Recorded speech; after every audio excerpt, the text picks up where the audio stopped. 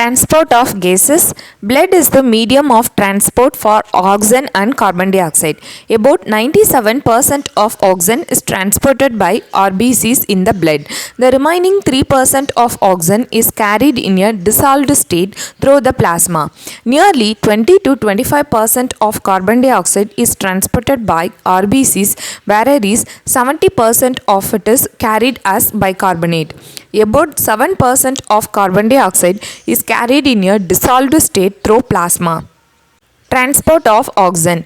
Hemoglobin is a red color iron containing pigment present in the RBCs.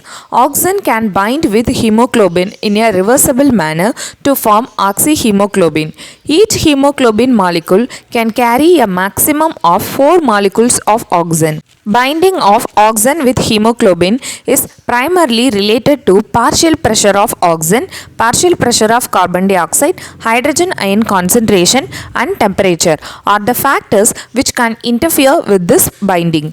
A sigmoid curve is obtained when percentage saturation of hemoglobin with oxygen is plotted against the partial pressure of oxygen.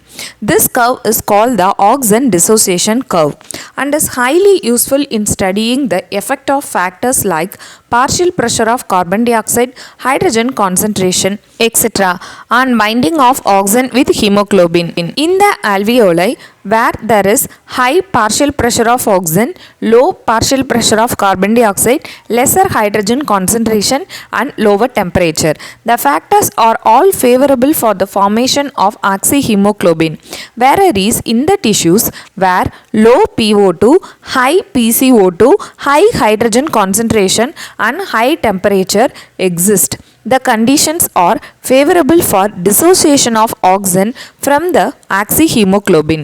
This clearly indicates that oxygen gets bound to hemoglobin in the lung surface and gets dissociated at the tissues. Every 100 ml of oxygenated blood can deliver around 5 ml of oxygen to the tissues under normal physiological conditions. Transport of carbon dioxide. Carbon dioxide is carried by hemoglobin as carbaminohemoglobin about 20 to 25%. This binding is related to the partial pressure of carbon dioxide. PO2 is a major factor which could affect this binding.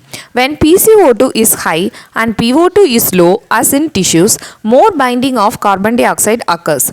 Whereas when the PCO2 is low and the PO2 is high, as in the alveoli, dissociation of carbon dioxide from carbaminohemoglobin takes place.